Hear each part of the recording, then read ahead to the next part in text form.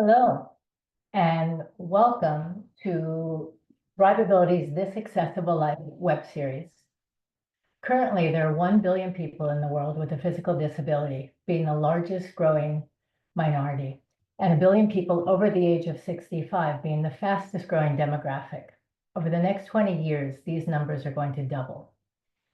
This 6-month web series is going to host one session every month to discuss different ways in which we can prepare, because everything in our homes, our cities, and our lives is going to have to change. We're having discussions like these to begin to shift mindsets from viewing these issues as ways to avoid legal battles to opportunities. Today's panel is about the booming AbilityTech market and whether corporations are missing out. Many corporations are hesitant to get involved as they see this market as niche. So let's look at some facts. So while over 16% of the world's population needs assistive technologies, less than 7% have access. People with disabilities, along with their friends and family, have a combined global spending power of about $13 trillion annually. Exclusion of people with disabilities represents about 1.9 trillion in missed GDP annually again. So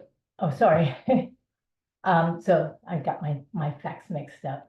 So anyway, this number of the 13 trillion is twice the size of the global e-commerce market. The aging population has an additional 9 trillion in disposable income. So according to Vantage Market Research, the assistive technology market in 2023 was valued at $22.98 billion. It's expected to grow to 32 billion by 2030. So we're having a panel to discuss these things. So I would like to introduce you to my panelists through a short video, and then we will launch into the webinar. So, and I'll ask you for all your questions that you have, please put them into the chat and we will get to them at the end of the webinar. Okay, I'm going to share my screen.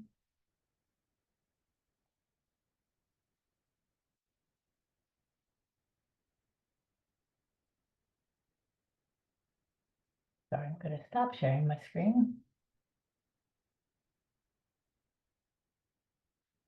Try this again. There we go.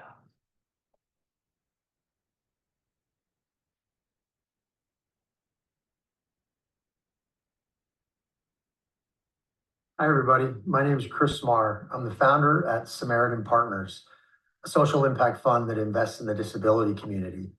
After 25 years as an operator in a variety of small to mid-sized VC-backed companies and raising 2 beautiful daughters, both of whom live with disabilities, I started Samaritan Partners to invest in early-stage for-profit companies that are providing products and services to and/or creating employment opportunities for people from the disability community.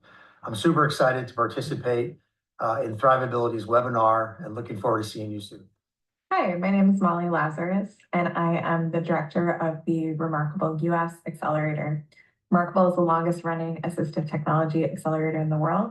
We started in Australia in 2015, and I've started our US program 3 years ago. Thrilled to be on this panel, thrilled to talk about how big this market is, how impactful this market is, and how more eyes and more dollars should be heading in our direction. Hi, everybody. Mike Buckley, Chairman and CEO of Be My Eyes. Really happy to be here with you today. I am fascinated, absolutely enamored with the concept of technology and human kindness kind of partnering to solve societal needs. And whether it's AI or the human volunteers that are provided through Be My Eyes and our application, I think that the future is a remarkable place to be, and it's a remarkable place to play, and really excited to talk about a number of the emerging technologies that we're seeing.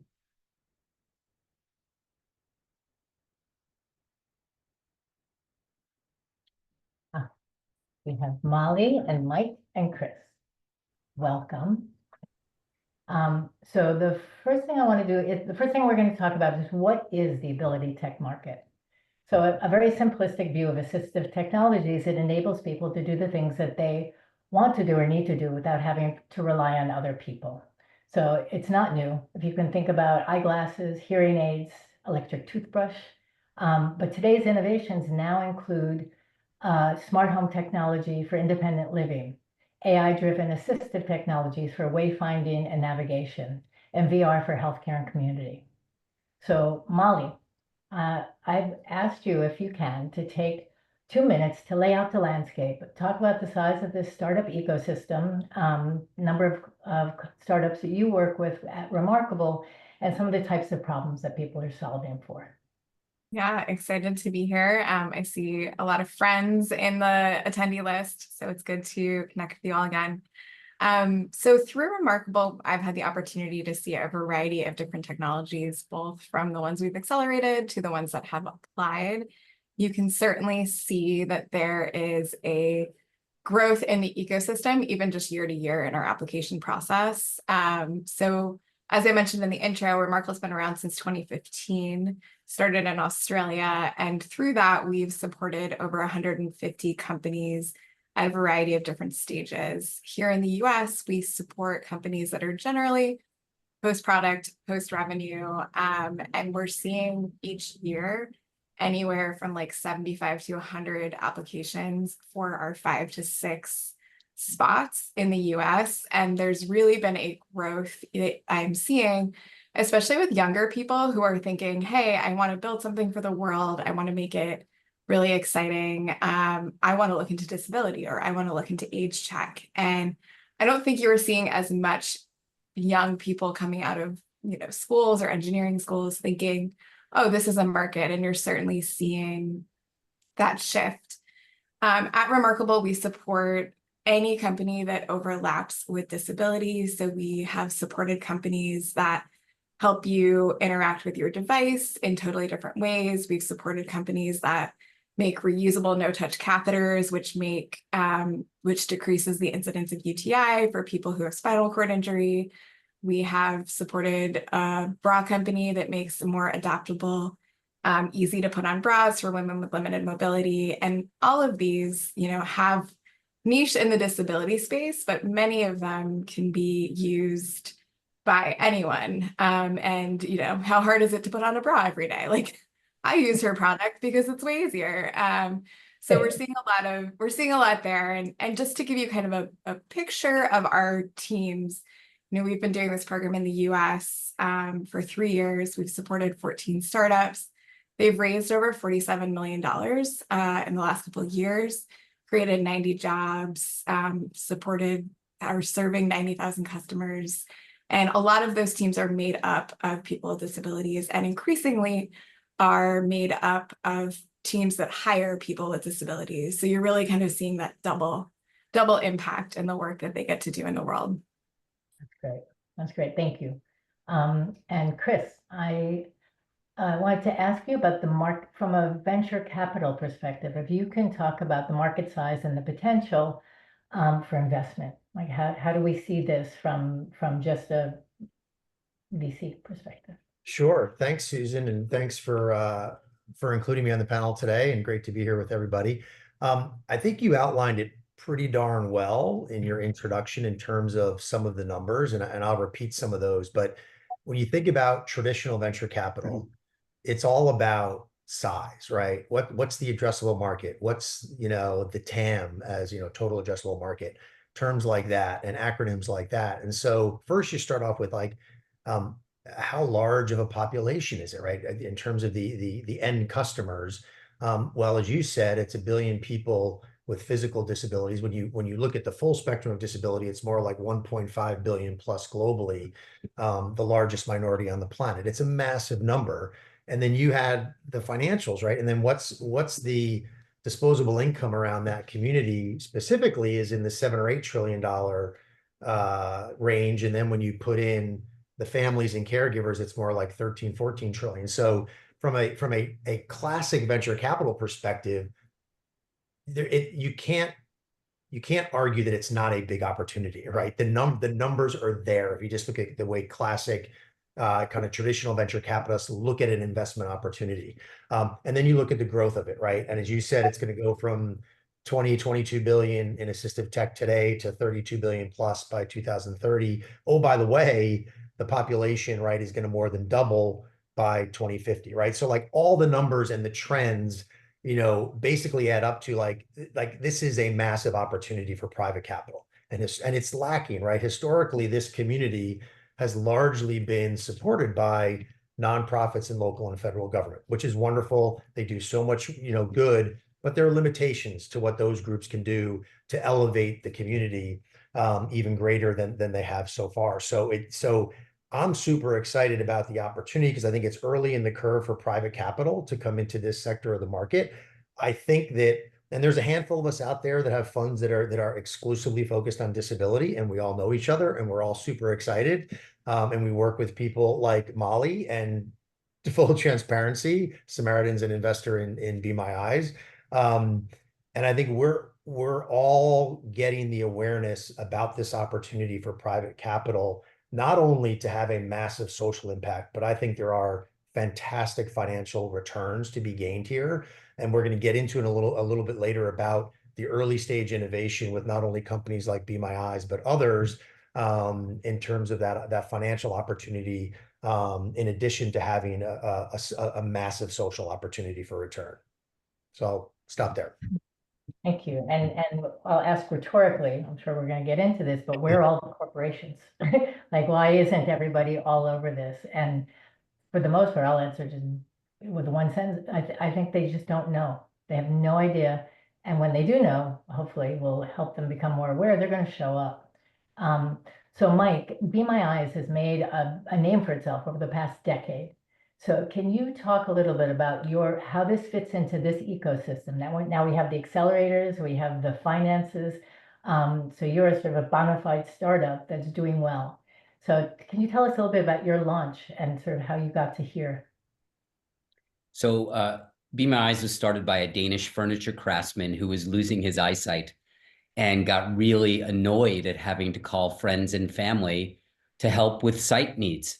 And so he launched this app into the world that enabled via a one-way video connection, someone who's blind or low vision, to connect with a sighted volunteer. So he capitalized on the iPhone and the advent of video calling, and it grew like wildfire. There was one article about it, and in a week it had 1,000 blind and low vision consumers and 10,000 volunteers on it. And so you fast forward to today, we have more than 700,000 people who are blind or low vision who've signed up for the app. We have more than 7.8 million volunteers, which still astonishes me. And by the way, that's not me patting myself on the back. That was built well before I got into the game. And the two things that we enable right now are, one, this human-to-human call a volunteer, which happens in 150 countries, 180 languages, more than 1 million times a year, and is increasing. And secondly, we've launched a kind of state-of-the-art AI visual interpretation product in conjunction with OpenAI, and we are just about to 100,000 AI sessions a day. Yesterday, we hit a new record at 97,400 something. And so we're seeing this really beautiful increase in terms of sessions with both human volunteers and on these calls, which tells us not only that there's a dramatic market need and hopefully that we've seen product market fit, but it also tells us that there is a thirst among the consumer base, which is all the stats that you talked about, Susan, right? To better connect with the world, to have better tools. And the way that we fund ourselves is through enterprise software sales to companies. And I'm happy to talk about that further, but you said something really important, Susan, which was, where are the companies? I want to publicly thank Microsoft, Google, Spotify, P&G, Barilla Pasta, Unilever, and more, and Sony, who are our customers right now. There's my plug, sorry. Who are paying the bills. Like, we provide these tools to our community for free, right? Which I think is important, as you know better than I, Susan, and Molly and Chris could talk about this for days. The incidence of unemployment or underemployment amongst people with disabilities is too high, and it's unacceptable. It's 70% for people who are blind or have low vision. And so we need more companies brought into this process to pay the bills, to implement and distribute the tools, and then ultimately, hopefully, to use those tools to beneficially impact employment, right? Better economy, et cetera. So I'll get off my soapbox here, but I'm pretty passionate about this. And thank you for having us all on. Sure. Thank you. We're going to move to the next subject, although they're all the same subject. Looking at like having been in the startup community and understanding how we all have to look at things differently and a little bit more creatively today. How do we measure success? And what is success? What does that look like in an ecosystem that people see as its social impact? It's good for the world. It's, we're do-gooders. So how do we measure that we have real success in this? So Chris, as a venture capitalist, so what are you, as an investor, what do you look for? What is your criteria in order to invest in one of the companies that you do in your portfolio? And at the same time, I would say that's sort of the financial hat. So on the other side is Samaritan Partners, where you have a unique structure. It's a public benefit venture fund. What is that, and how does that work? Sure. Thanks, Susan. So the structure of the public benefit fund, which is very unique to venture, and it's a bit different from a B Corp, but there's a stated public good in terms of the investment focus of the fund. And what that means is there's a very specific investment focus, which is part certainly getting financial returns for our investors, but is evenly weighted with driving social good. And in the case of Fund One for Samaritan, it's all about serving the disability community, either with products and services that improve the lives of people within the community, and/or creating employment opportunities, as Mike was saying. That's a real big focus for us, as well as the employment side for the community. And so, two quick things where we really start, and then I'll get to the financials.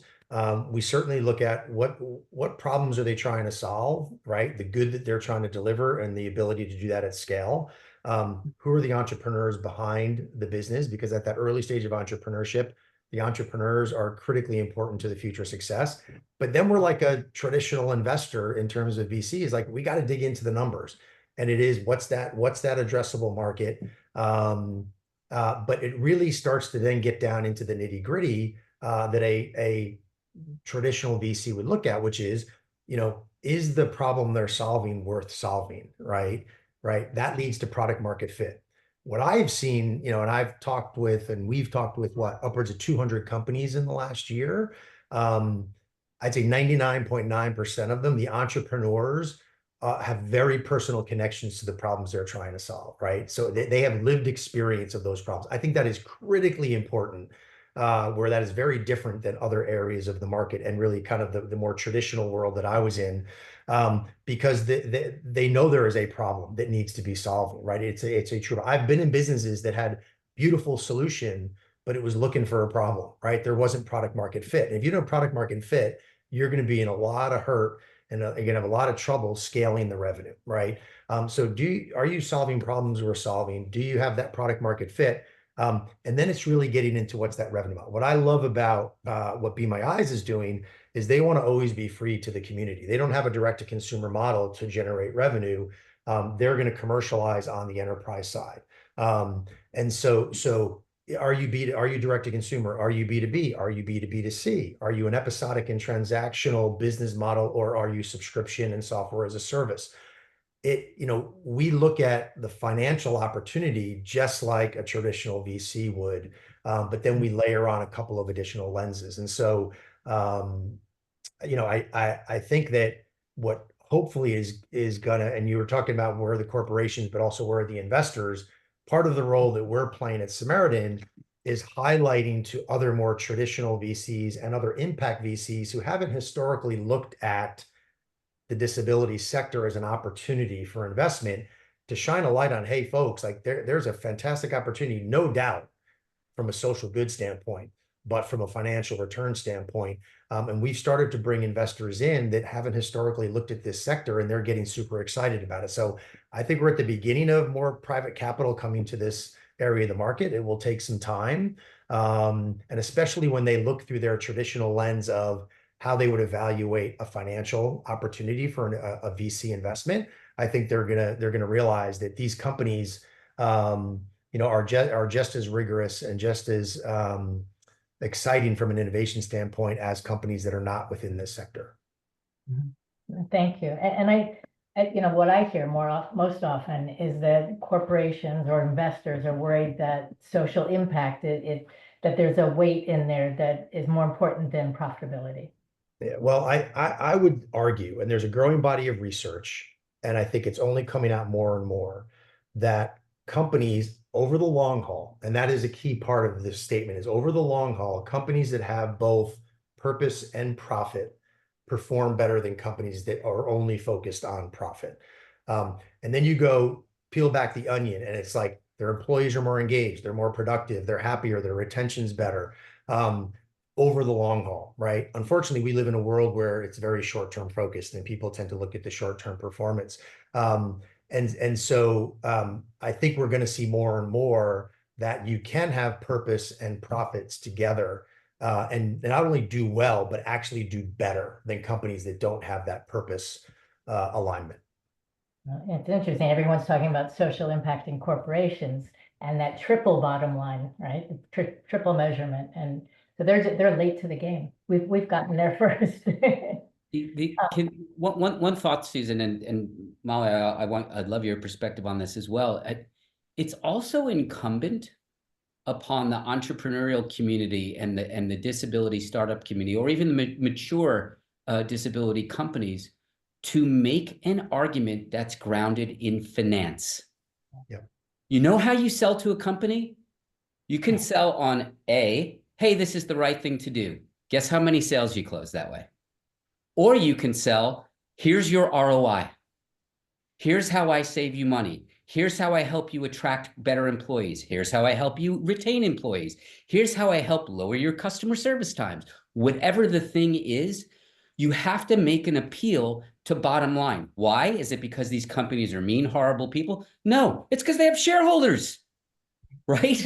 And so you have to speak the language of business and appeal to the language of business while also saying this is a societal imperative, right? And when you make that argument compellingly, that's where you gain velocity in terms of sales and financials. So Microsoft, when we introduced our video product, meaning you could have actually a video customer service call in their contact center, their average call handle times, the times it took to resolve the customer's problem, went from 20 minutes to 10 minutes.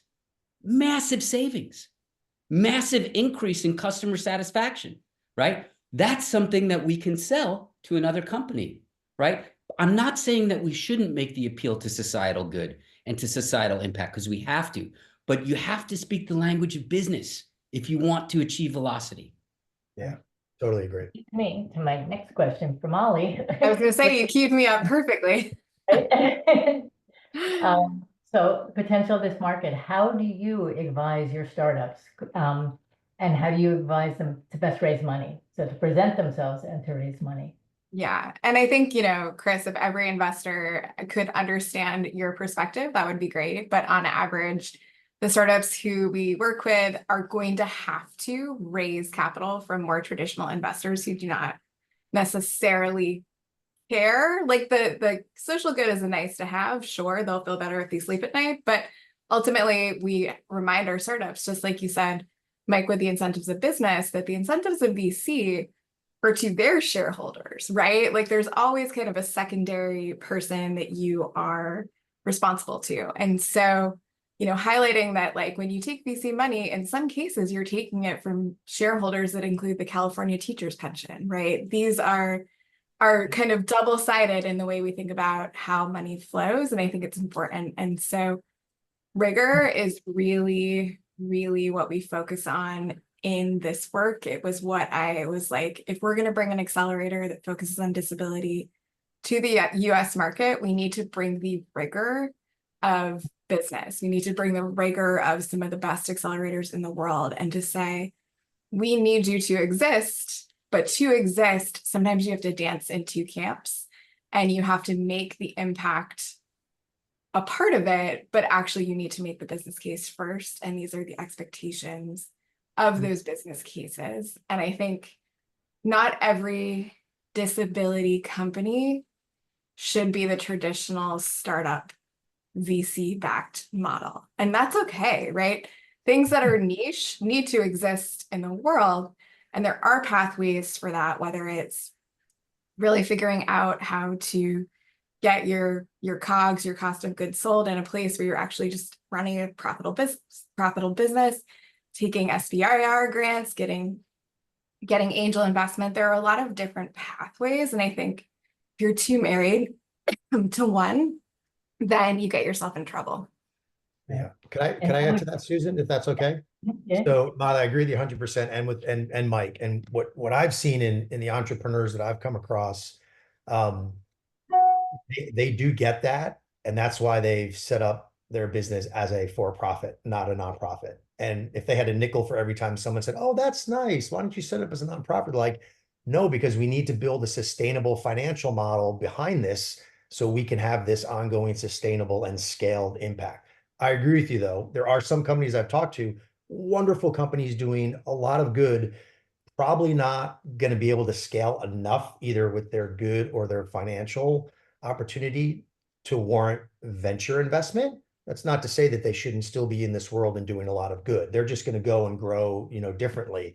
Venture is different because you need something that can grow to be bigger, and there's more risk and all that. So I agree with you on that front.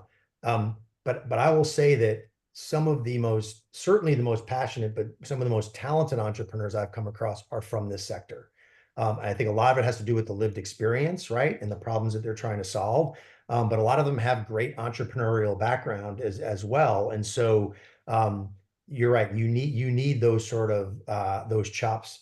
You need to bring them to the table if you're going to be successful. Here's the other thing I will say about this area of the market, and it's a good thing and it's a bad thing.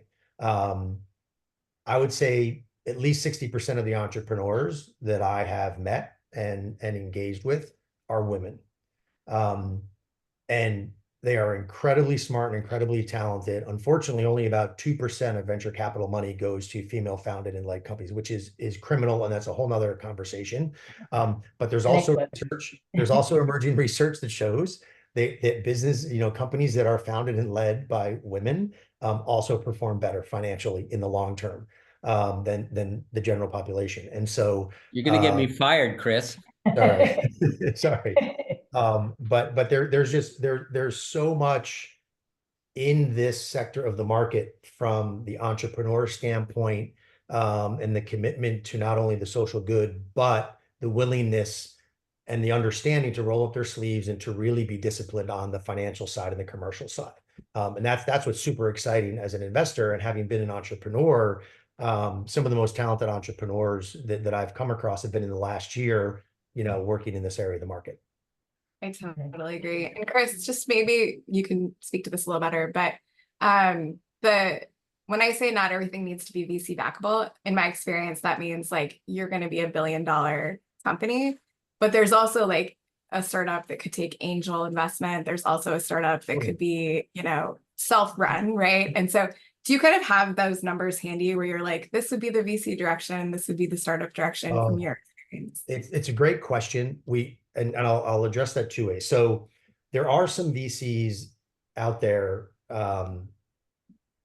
and particularly looking at the disability market, who they're like, hey, we're going for market rate return. So like a high tech, Sequoia, or something like that. And that's fine. And I hope they're super successful, right?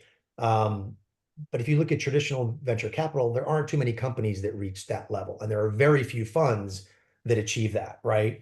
And so I think there's a lot of singles and doubles out there within our disability market that are venture worthy, where we can make really good returns and have really good social impact. But that's just our philosophy in terms of our fund. To speak to your another aspect of your question about kind of angels and friends and family versus venture, I've seen a shift in funding across the stages of venture investing since I've been in this in the last year plus. Things that used to be considered Series A in terms of the state of a business, in terms of their commercial progress, that would be raising Series A, that's now considered seed. And what used to be seed is now considered pre-seed. And there's like several flavors of pre-seed. There's kind of like, hey, I've got a great idea and I need to raise to build my product. Then there's that I've got my MVP, but I've got to go to market, and that's why I need money. Or it's like, no, I've got my MVP, I'm in market, and I've got some paying customers, and now I want to accelerate. All those, I've seen all those in the pre-seed stage.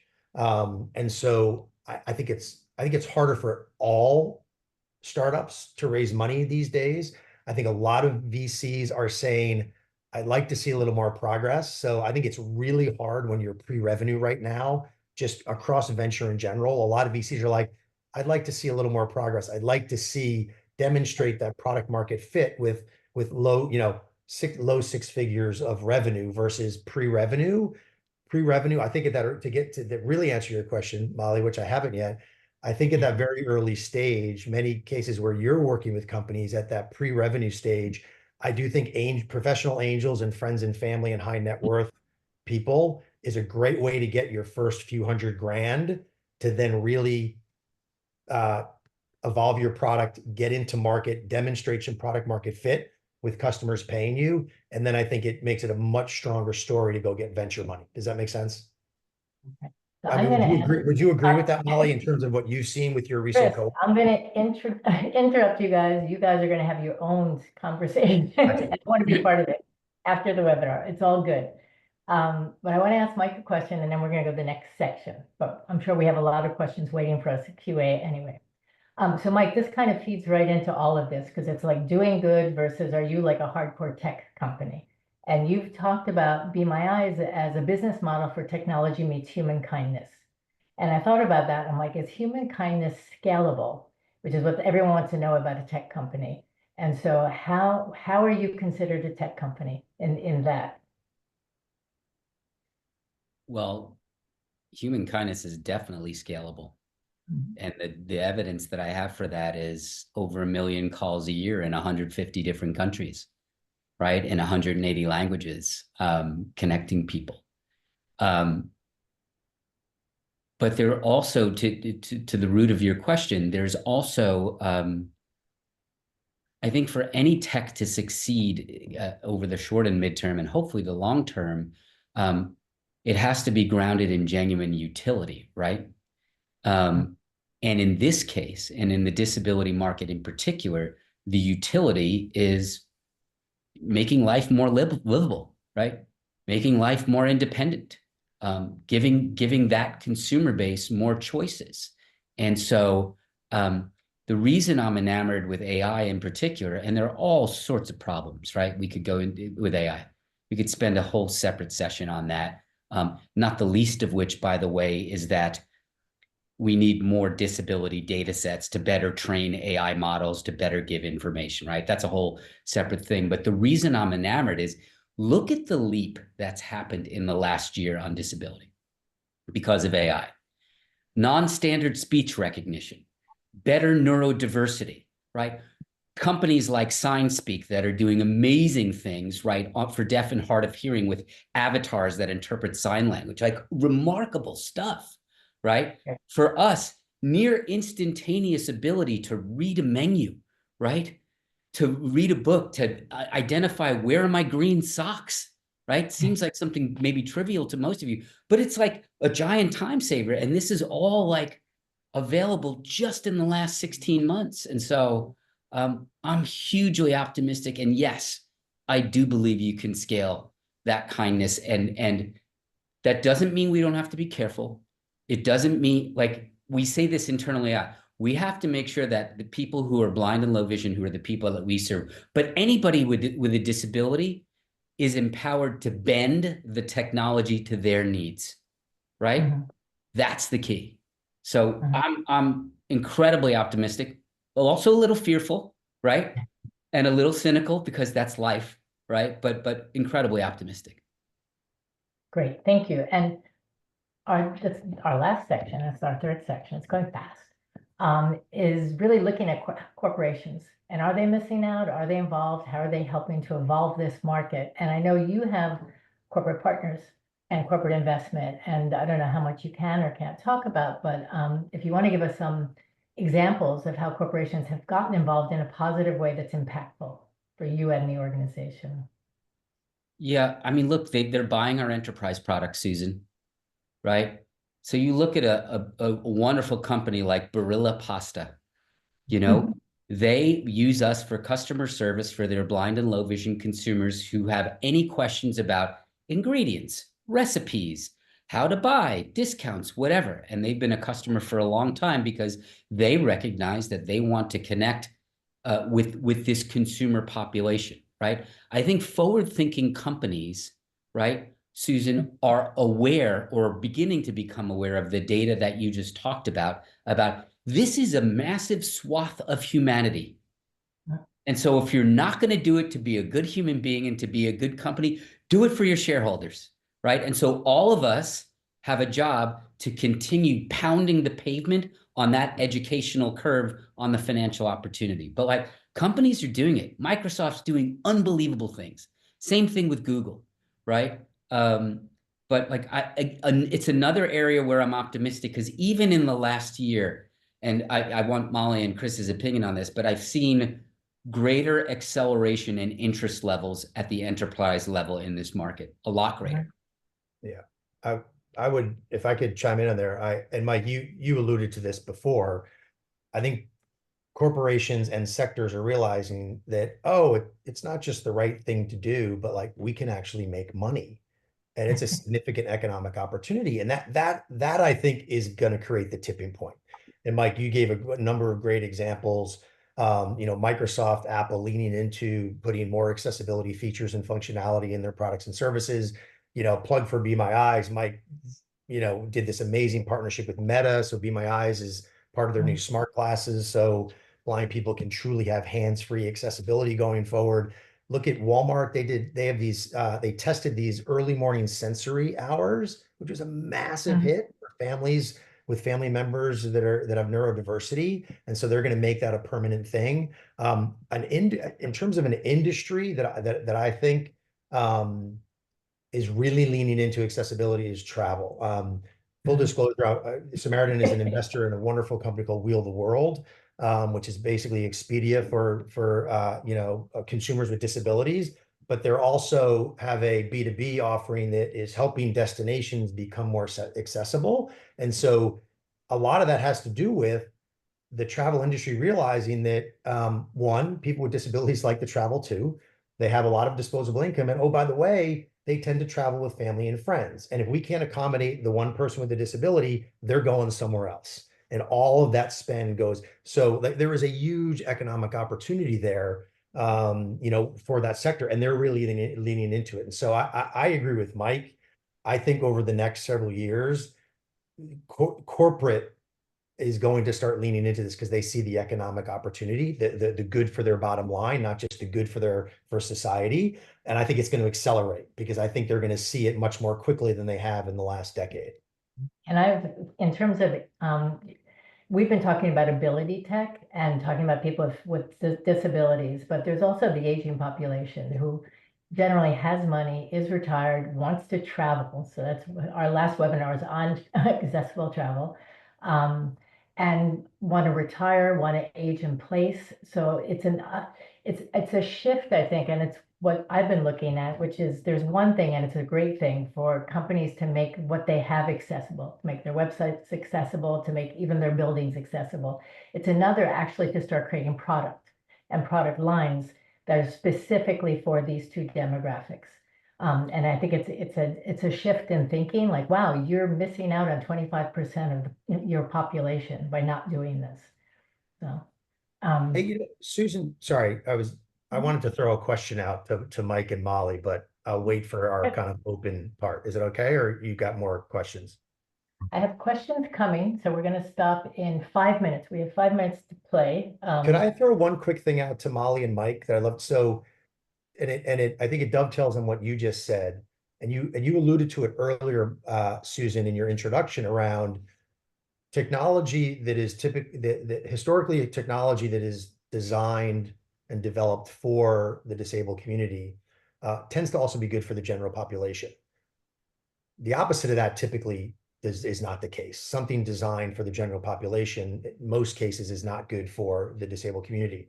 But Molly and Mike, Mike, I know you do this with your business, but Molly, I think it's something you encourage with your startups is that whole idea of inclusive or universal design, including the community in the design of the products and services you're developing for different parts of the disabled community is critically important.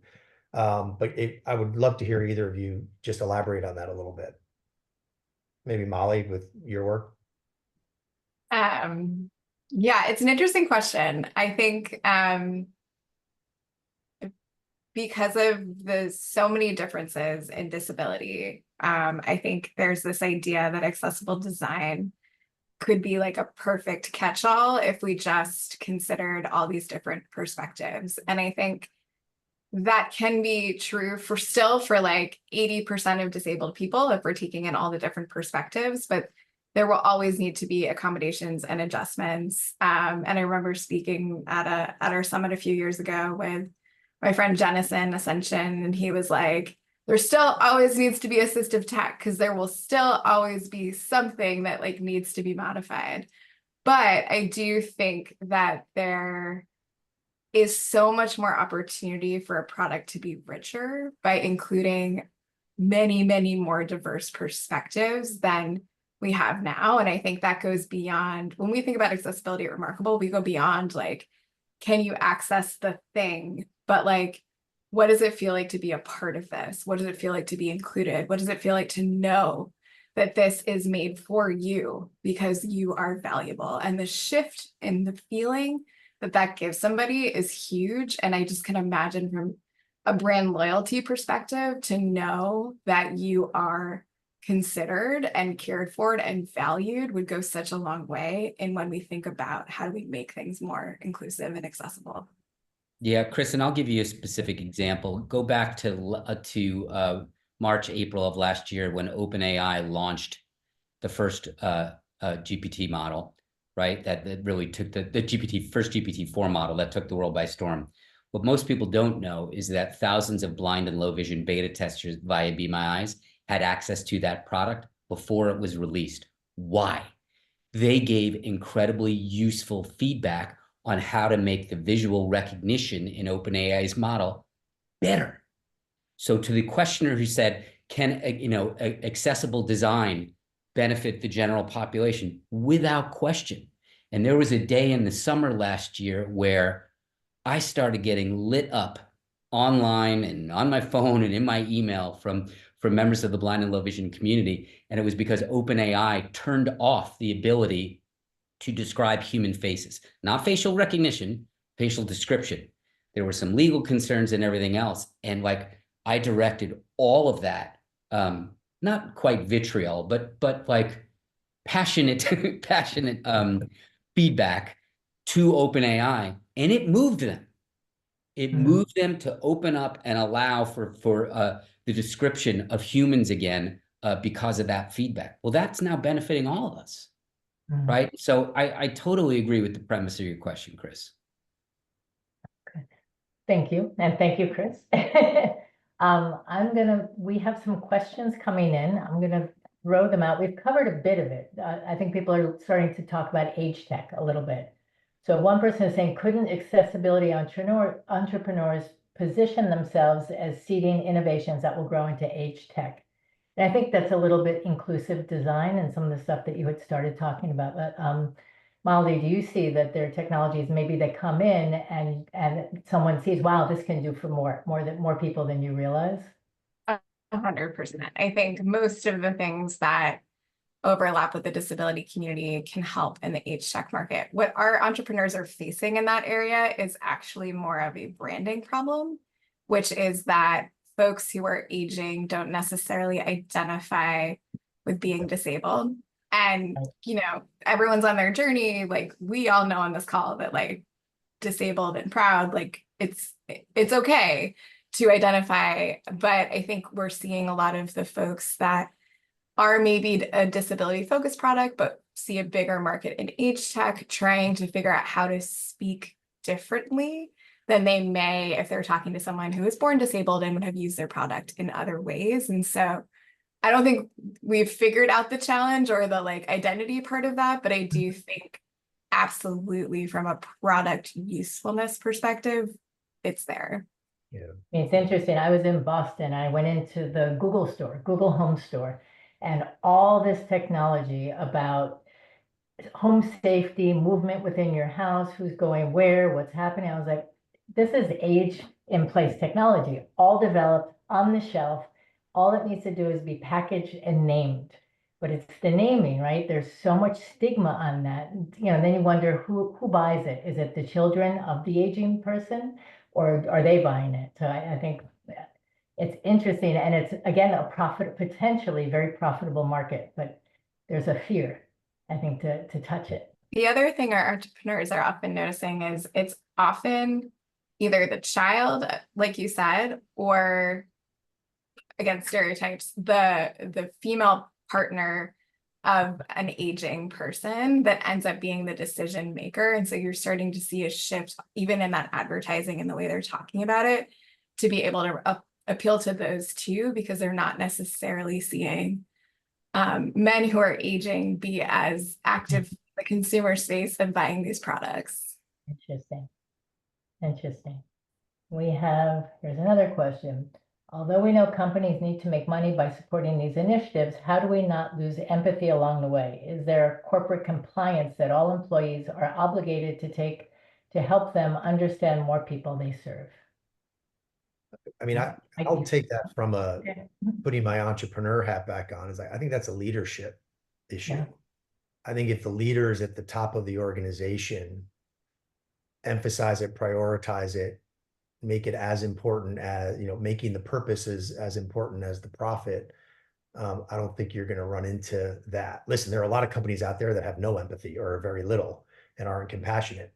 I do think there are some trends that are happening, in our country and around the world, demographically and attitudinally. I have a daughter who's a senior in college. I look at her generation. They're voting with their wallet. They're not buying products from companies that aren't compassionate, that aren't empathy, that don't treat the world well or treat people well. So and you're seeing large corporations seeing that trend and understanding they have to start changing. But I look at my generation and, listen, I'm in I'm on the other side. I'm closer to 60 than 50 at this point, people. And my attitudes have changed in terms of the companies and products and services that I'm engaging with, and many of my friends, not as much as my daughters, but I think the companies and the leadership of companies that don't understand that, I think they're not going to be able to recruit as good a talent and retain it. And I don't think they'll be able to attract as many customers. But that's just so I think it starts with leadership. Yes, and we have all those stats that companies, millennials, have done this in a good way. That they'll sell more, people will switch brands, people recommend brands, all of that. There's sort of a zeitgeist in the world that impacts what we're doing with that. But at the same time, as the market constricts, those are the first things that get cut. All those social impact campaigns, all the DEI stuff, they're going to meet quota and not go beyond. So, I mean, it'll be interesting to see, how does this market, do you think, fare in a market that can expand and contract with attitudes that change while the need remains the same? I guess it goes out to any of you. Oh, I stumped Chris.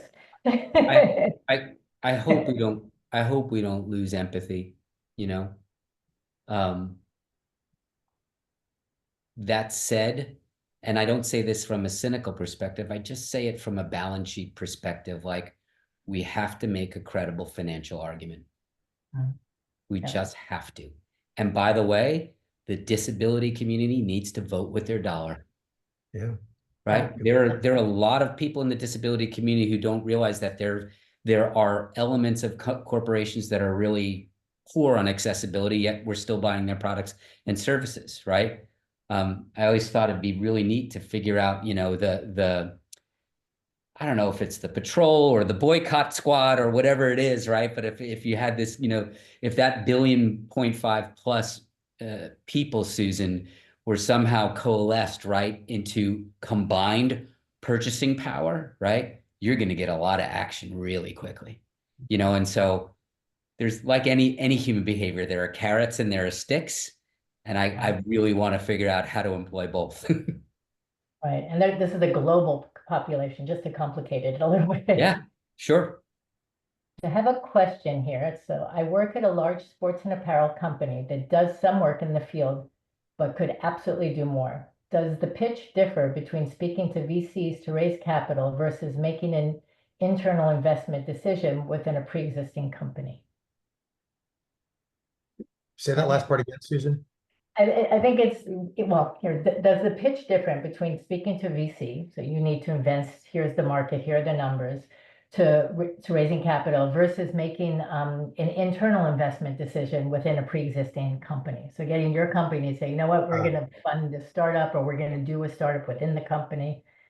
You know, it is a quandary because we have these companies that exist, and it's easier, of course, to build to scale within an existing company than to start something brand new.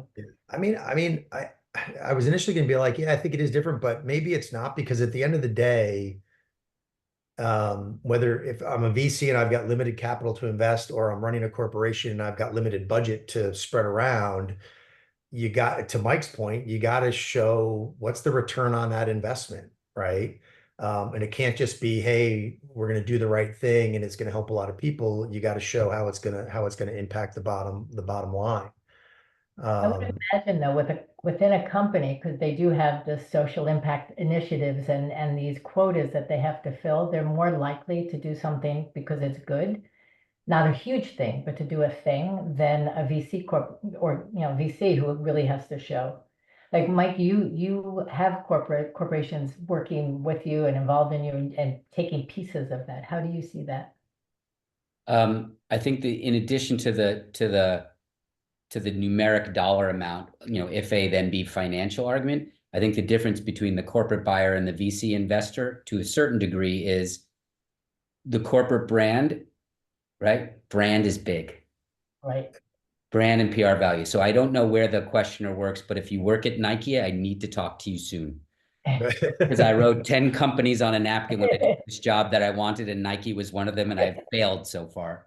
I also think that they're like, depending on the context, again, I don't know where you work, but there are situations where like you can do trials within a bigger company. Like Victor Calisi at Walmart was telling me that those extended hours that Chris was talking about for their, I believe in the beginning, where they have like neurodiverse friendly hours for shopping, where you can have like lower lights and less things.